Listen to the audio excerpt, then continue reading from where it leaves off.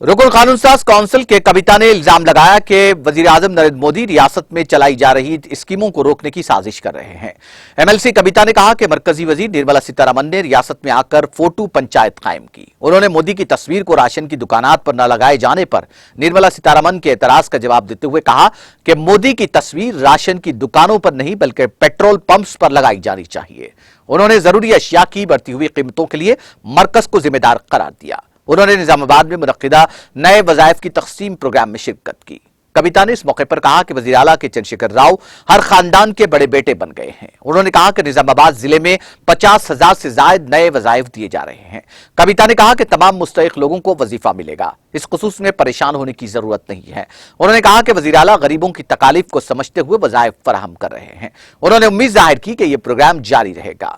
कविता ने मोदी हुकूमत पर नुक्ताचीनी करते हुए कहा कि मोदी मुफ्त स्कीमात नहीं चाहते और रियासत में लागू होने वाली स्कीमों को रोकने की साजिश कर रहे हैं। इस मौके पर कविता ने इस्तिफादा कुनिंदगान के साथ दोपहर का खाना भी खाया।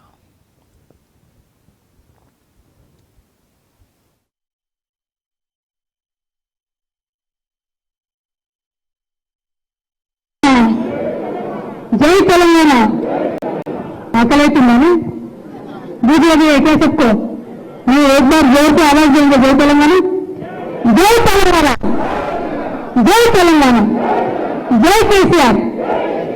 వేదిక మీద ఉన్న గౌరవనీయులు స్థానిక శాసనసభ్యులు గణేష్ గుప్తా అన్న గారికి, అదేవిధంగా సీనియర్ నాయకులు ఎమ్మెల్సీ గారు గౌరవనీయులు రాజేశ్వరన్న గారికి, నగర మేయర్ గారు నీతి కిరణ్ గారికి, అదేవిధంగా వేదిక మీద ఉన్నటువంటి మీరా చైర్మన్ ప్రభాకర్ రెడ్డి గారికి, అలీం భాయ్ గారికి, డిసిఎంఎస్ సోదరులు మోహన్ భాయ్ గారికి, అదేవిధంగా వేదిక మీద అనేక మంది పెద్దలు, పార్టీ సీనియర్ నాయకులు, కార్పొరేటర్లు, మిత్రులు, కార్యకర్తలు, నాయకులు అందరూ ఉన్నారు.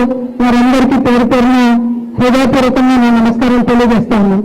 అదేవిధంగా ఈ రోజు గౌరవ ముఖ్యమంత్రి కేసీఆర్ గారు ఒక పెద్ద కొడుకుగా ఉండి పెన్షన్లు ఇస్తూ ఉన్నటువంటి సందర్భంలో ఇంకా కొంతమందికి పెన్షన్ రాకుండా ఇబ్బంది పడుతున్న విషయం తెలిసి, అదేవిధంగా వయసు తగ్గించి 57 సంవత్సరాల నుంచే పెన్షన్ ఇవ్వాలని తీసుకున్నటువంటి నిర్ణయంలో భాగంగా నిజామాబాద్ పట్టణంలో 9,000 మందికి కొత్తగా పెన్షన్లు వస్తా ఉన్నాయి.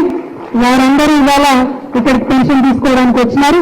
పెన్షన్లు కొత్తగా వస్తున్నటువంటి తల్లులకు, పనులకు అందరూ కూడా పేరు పేరున నమస్కారాలు తెలియజేస్తాను.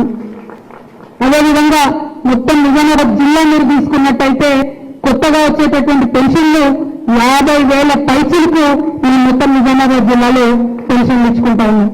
ఇవాళ మనందరం అర్థం చేసుకోవాల్సినటువంటి విషయం ఒకటి, పెన్షన్ ఎందుకు ఇస్తా ఉన్నాం? అసలు కైకయ్య दे रहे पेंशन, किस वास्ते दे रहे पेंशन? आज हिंदुस्तान में सिर्फ तेलंगाना ही नहीं, बाकी और रियासतें भी है, बाकी और स्टेट्स भी है, लेकिन वहां पर क्या पेंशन मिल रहा है, यहाँ पे क्या पेंशन मिल रहा है?